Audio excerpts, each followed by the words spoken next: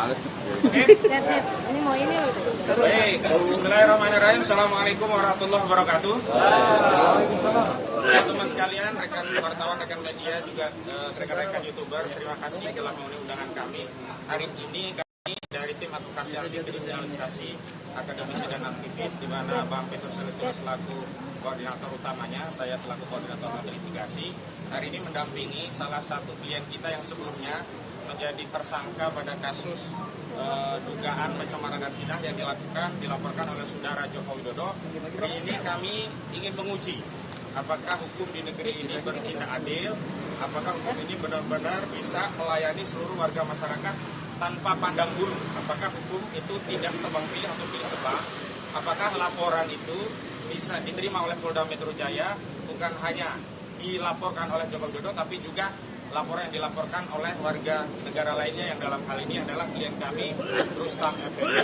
Itu pengantar pertama. Yang kedua, bahwa hari ini sesuai dengan edaran yang sudah kami informasikan kepada rekan-rekan media, kami akan melakukan upaya pelaporan dugaan tindak pidana, editing, manipulasi data elektronik, dan pemberitahuan bohong.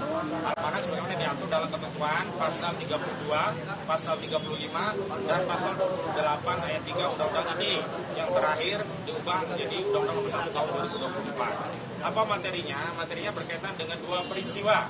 Peristiwa di tanggal 19 November 2005 dan peristiwa di tanggal 25 November 2005, yakni ketika ada stasiun TV nasional dalam satu diskusi live-nya, saudara AA yang kami sudah sebutkan sebagai ketua umum dari ormas tertentu bersama saudara JS ya, itu kami duga telah melakukan tindakan yang kami sebutkan tadi dengan modus operandi apa?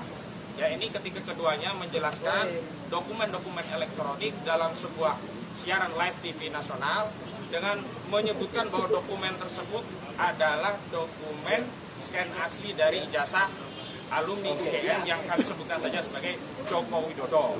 Nah, apa yang menjadi soal? Yang disoal adalah bahwa klien kami, Roy Suryo, Rismon Syadipar, dan yang lainnya itu pernah dipersoalkan, dianggap dituduh melakukan editing, manipulasi data elektronik, padahal itu tidak pernah dilakukan sama sekali.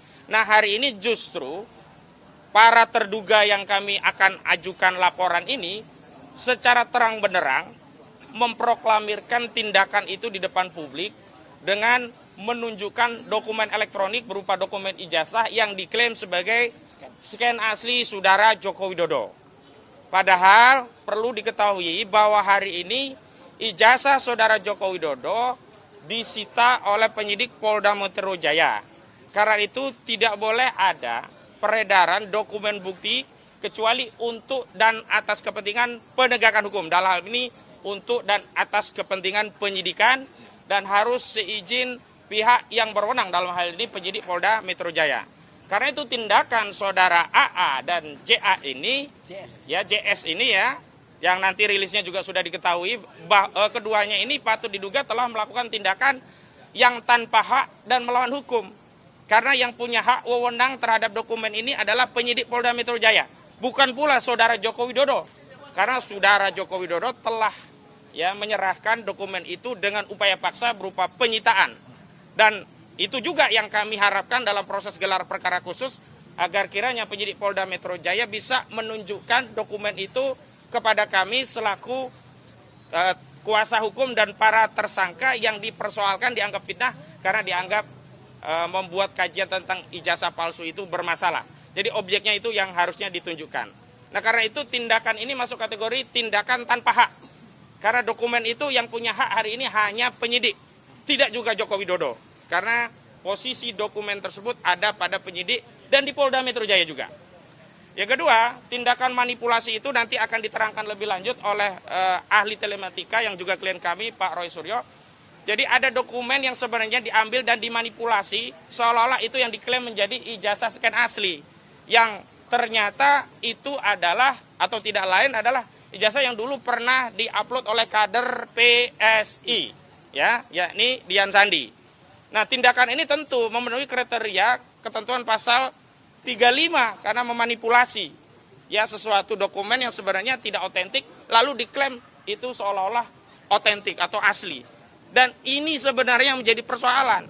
Kalau klaimnya itu palsu nggak ada masalah karena frasa yang ada pada unsur pasal 35 itu adalah ketika itu dinarasikan sebagai dokumen otentik. Ini yang jadi masalah. Artinya alih-alih mentersangkakan klien kami dengan pasal itu, harusnya hari ini yang ditersangkakan dengan pasal 3235 itu yang pertama Dian Sandi, yang kedua justru yang paling telak adalah AA ini. Karena AA telah mengklaim itu scan ijazah asli. Begitu kami kejar dengan pertanyaan dari mana tidak mau disebutkan, dia hanya bersumber dengan keyakinan. Padahal dalam pembuktian itu yang dibutuhkan adalah 2 alat bukti, bukan keyakinan. Kalau keyakinan hakim baru bernilai karena dalam memberikan putusan pengadilan, selain bersandar pada 2 alat bukti, juga bersandar kepada keyakinan hakim setelah menganalisa bukti-bukti apakah relevan atau tidak dengan dakwaan yang didakwakan oleh jaksa. Yang ketiga, hari ini yang melaporkan adalah klien kami yang lain juga, yakni saudara Rustam Effendi yang ada pada TKP di peristiwa 25 November 2025. Memang yang peristiwa pertama 19 November, saudara Rustam Effendi tidak hadir ya Pak Rustam, tetapi di peristiwa yang 25 hadir. Artinya punya legal standing sebagai saksi, sebagai warga negara yang baik ketika melihat ada suatu tindak kejahatan, maka berkewajiban sekaligus memiliki tanggung jawab hukum untuk melaporkannya kepada aparat penegak hukum. Dalam ini kami memilih sesuai dengan yurisdiksi kewenangan Polda Metro Jaya karena acara itu ada pada wilayah kewenangan yurisdiksi Polda Metro Jaya, ini di Jakarta Pusat, maka sudah tidak ada alasan lagi bagi Polda untuk menolak laporan kecuali makin menegaskan bahwa polisi hanya melayani laporan Joko Widodo. Dan kalau itu yang terjadi, maka tidak penting lagi proses hukum ini untuk dihormati. Karena apa? Proses hukum yang seperti ini adalah proses hukum yang sifatnya subjektif, tendensius, tidak profesional, tidak kredibel, dan tidak akuntabel. Lalu atas dasar apa pentaatan warga negara kepada aparat penegak hukum jika aparat penegak hukum itu sendiri tidak mentaati asas-asas hukum yang berlaku umum dan memberikan keadilan kepada segenap warga negara. Nah, itu yang kami laporkan dan bukti-bukti kami sudah siapkan, diantaranya file yang ada videonya dan juga screenshotnya, juga bukti-bukti dokumen pembanding yang sebenarnya yang identik itu seperti apa sih tahun 85 nanti akan dijelaskan oleh ahli yang juga kami siapkan. Yang pertama untuk bukti-bukti secara langsung kami mintakan rekan kami Gafur Sangaji untuk menjelaskan bukti-bukti yang sudah kita persiapkan. Ya, terima kasih rekan AK. Ya. Jadi hari ini akan ada yang membuka laporan di Polda Metro Jaya terkait dengan adanya dugaan tindak pidana pemalsuan dokumen elektronik, pengeditan, pengubahan, mentransmisikan satu dokumen elektronik yang tidak otentik tetapi kemudian diklaim sebagai data yang otentik, ya. Lokus dan tempus deliktinya, lokusnya adalah di wilayah yurisdiksi Jakarta Pusat, ya. Kemudian tempusnya itu ada 2 tempusnya, ya, yaitu pada tanggal 19 November, mohon maaf, dan tanggal 25 November. Nah, saya ambil contoh, inilah bukti dari peristiwa yang kita duga adalah peristiwa pidana, ya, yaitu pada tanggal 25 November, ya, ini terhadap AA. AA ini kami screenshot dari suatu acara di salah satu stasiun televisi swasta nasional. Tidak perlu kami sebutkan acaranya, yaitu pada menit ke pada menit ke berapa nih? 1 jam 17 menit 20 detik. Disinilah AA secara langsung kepada seluruh rakyat Indonesia mengklaim bahwa ijazah yang ditampilkan ini adalah ijazah scan asli milik seorang alumni Universitas Gadjah Mada tahun 1985. Yaitu kita sebut Pak Joko Widodo. Padahal ijazah ini kan statusnya sedang disita sebagai barang bukti. Disitanya menggunakan pasal 39 KUHP. Kok bisa ada seorang pendukung Pak Jokowi yang inisialnya AA kemudian secara terbuka mengatakan bahwa ijazah ini adalah scan asli dari ijazah pemilik yaitu Pak Joko Widodo. Ini yang kami duga, ini satu informasi yang tidak akurat. Ini kami duga juga ijazah yang sebenarnya diunggah atau ditampilkan ini adalah ijazah yang dahulunya dianalisis oleh Mas Roy. Nanti dijelaskan oleh Mas Roy, ya. Ini satu peristiwa pidana yang melibatkan AA. Kemudian ada peristiwa pidana yang kami duga melibatkan JS. JS ini juga statusnya adalah sebagai seorang ahli. Yang dalam perkara penetapan tersangka terhadap 8 tersangka itu, JS ini ahli. Menurut kami, kualifikasi seorang ahli ini tidak tepat kepada JS. Kenapa? Karena seorang ahli ketika sudah dimintai keterangan oleh penyidik Polda Metro Jaya, tidak boleh keterangannya itu dibuka kepada publik. Ya, ini pelanggaran juga terhadap kode etik seorang ahli yang keterangannya dimintai demi penegakan hukum pidana gitu. Jadi seorang ahli yang kami sebut JS ini juga pada jam berapa nih? Pada ada menitnya ya? Saya lupa jamnya ya. Tidak terscreen ketutupan.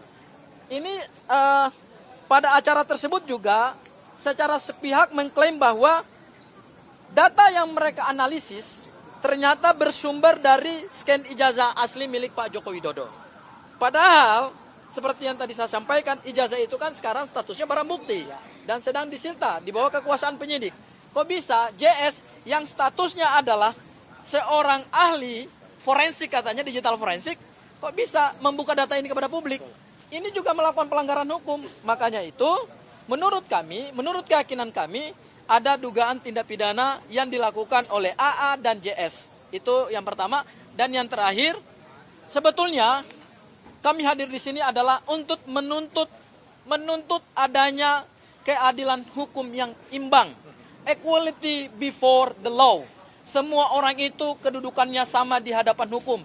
Itu mandat konstitusi. Itu mandat aturan perundang-undangan. Hari ini kami datang di Polda Metro Jaya untuk menuntut agar Polda Metro Jaya dalam melakukan penyidikan terhadap dugaan ijazah palsu Presiden Joko Widodo yang saat ini menjadi polemik tingkat nasional, ya bahkan juga ditonton oleh masyarakat dunia internasional. Polda Metro Jaya harus berdiri di tengah, harus imbang, tidak boleh hanya memihak kepada kubunya Pak Joko Widodo, tetapi kemudian mengesampingkan kami. Meskipun pelapor hari ini adalah statusnya tersangka. Justru dengan status tersangka itulah, maka tersangka mempunyai hak untuk melakukan pembelaan diri, sekaligus juga adalah melakukan upaya hukum kepada pihak-pihak yang tidak bertanggung jawab terhadap polemik ijazah itu. Itu hal terakhir yang bisa saya sampaikan. Mungkin berikutnya bisa dijelaskan lebih detail lagi oleh ahli digital, oleh ahli telematika, Mas Roy. Silakan Mas Roy. Assalamualaikum warahmatullahi wabarakatuh. Ya, saya siang hari ini bersama dengan Ustadz Kosinudin. Ya, tadi ada Pak Abdul Ghaffar Sangaji yang nanti akan menjadi kuasa hukum dari pelapor, juga bersama Pak Samsir Siregar. Pelapornya adalah Saudara Rustam Effendi.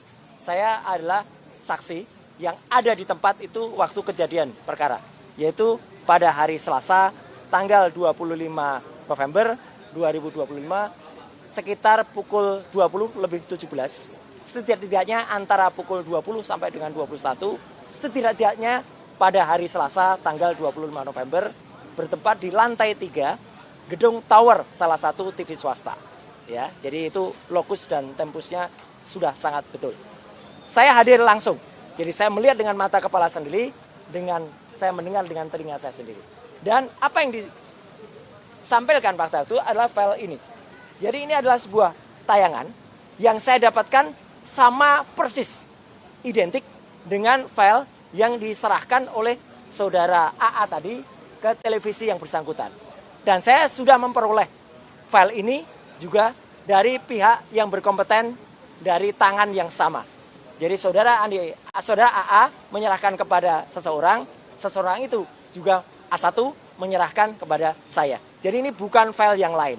Ya, ini adalah file yang disebut scan ijazah asli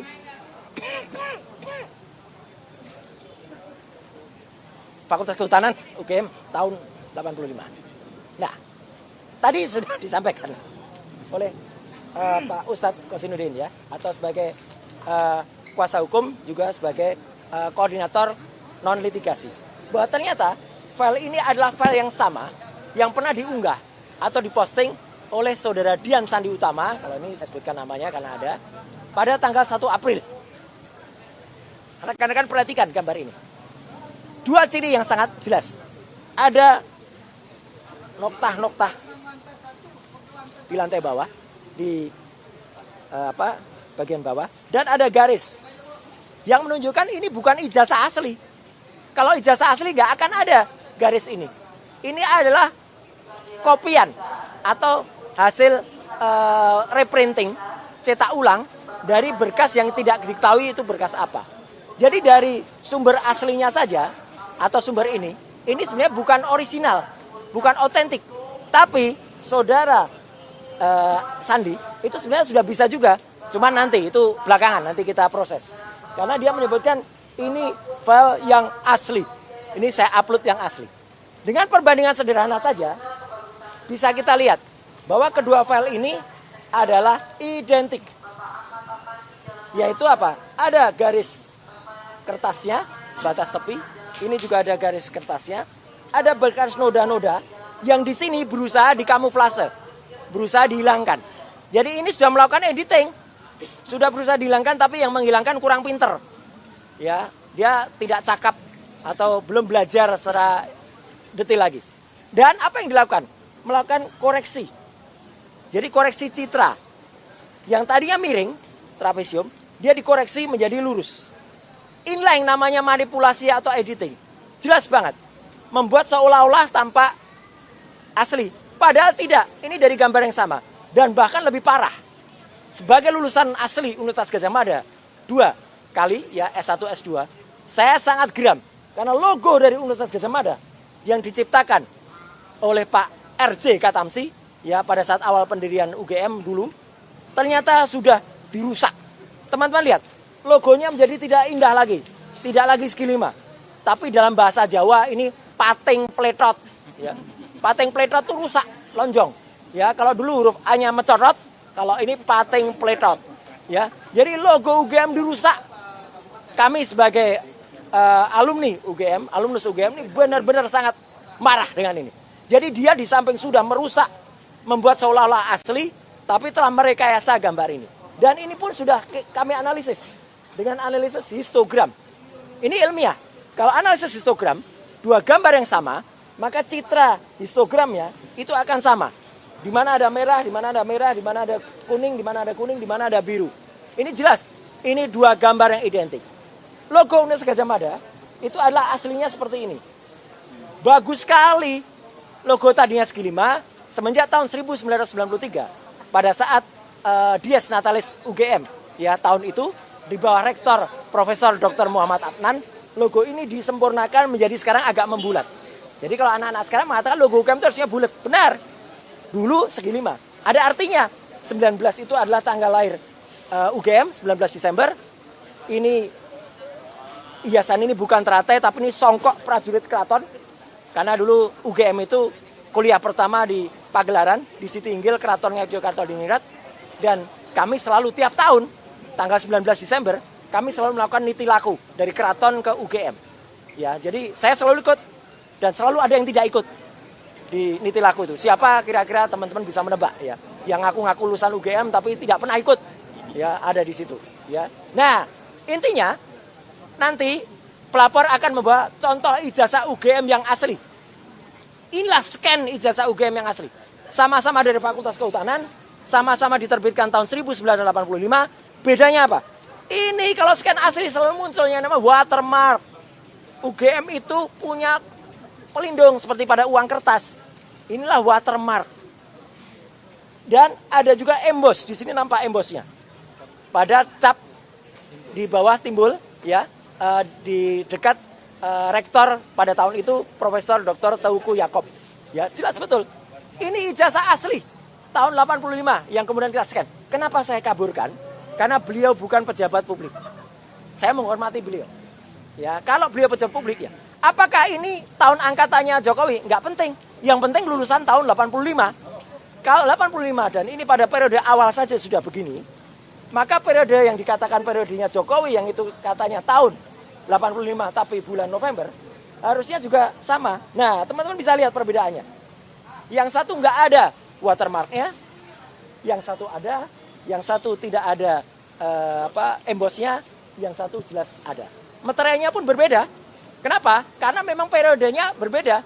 Ini periode awal tahun, ini periode akhir tahun. Nggak masalah. Jadi kalau ada sekarang saudara AA itu seolah-olah mengaku sebagai ahli materai ya. Gitu. Materainya merah, biru. Itu nggak prinsip. Materai pada tahun itu memang ada dua macam. Materai merah pada awal tahun, 2 periode, Februari dan Mei. Materai hijau itu pada periode Agustus dan November. Gitu aja udah itu dipatahkan kemarin oleh profesor dari UNJ ya pada siaran yang ada Bang Kasinuddin ya. Jadi itu clear sekali. Intinya begini. Apa yang dilakukan saudara AA dan dibantu oleh orang yang mengaku ahli digital forensik ya, saudara JS itu yang malam hari itu dia berdebat malah dengan AA di acara itu, malah yang aku ahli itu saya. Jadi dia gugup sekali. Saya tidak tahu file ini. Padahal AA itu mengatakan filenya dari dia. Nah, dan apa yang dilakukan oleh yang mengaku ahli itu, dia mengatakan dengan lantang, saya punya scan asli dan ditunjukkan pada YouTube pada saat DF Talk, ya Digital Forensic Talk. Jadi itu juga nggak benar, nggak boleh kata ahli hukum kita, Pak Sang Haji, seorang ahli membocorkan file, ya dia membocorkan itu pada tayangan YouTube-nya dan malam hari itu dia ngaku, ditanya oleh presenternya, ya saudara AW, ya gitu, dia mengatakan basic questions. Mana file aslinya? Wow, bingung dia. Jadi saudara JS pun meneliti file yang tidak asli. Padahal kami dituduh meneliti yang tidak asli.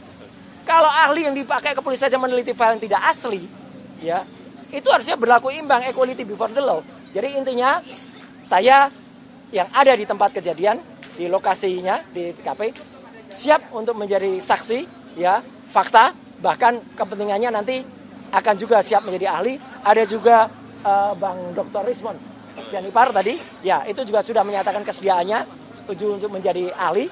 Tadi di kantin juga menyatakan sama dan dibersamai oleh banyak yang akan memperkuat Bang Rustam Effendi. Saya kira itu. Baik. Bang Kosin, yang saya Selanjutnya sampaikan. Bang Rustam, ini beliau yang bertindak sebagai pelapor karena beliau di tanggal 25 ada di TKP.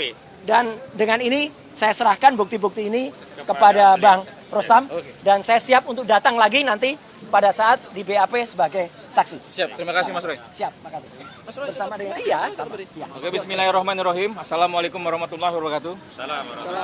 Hari ini saya ke Polda Metro Jaya akan melaporkan yang bernama berinisial AA dan JS. Yang dimana ketika acara di televisi, Ya. dia menyebutkan kalau dia mempunyai scan asli ijazahnya Joko Widodo. Ternyata dinyatakan oleh ahli dari pihak kami, Mas Roy, itu palsu. Artinya saya sangat terganggu sebagai tersangka dari salah satu 8 orang ini untuk mempertahankan perjuangan saya. Artinya apa yang dinyatakan orang-orang tersebut ini membuat saya semakin disudutkan. Tetapi saya akan bantah kalau itu mereka melakukan hal yang lebih parah daripada kami. Mereka membohongi publik. Padahal ijazah itu adalah sesuatu yang kita tunggu-tunggu untuk dihadirkan. Ternyata dia bilang ini asli, ternyata tidak. Oleh karena itu, hari ini saya menyatakan siap melawan yang bernama inisial AA dan JS.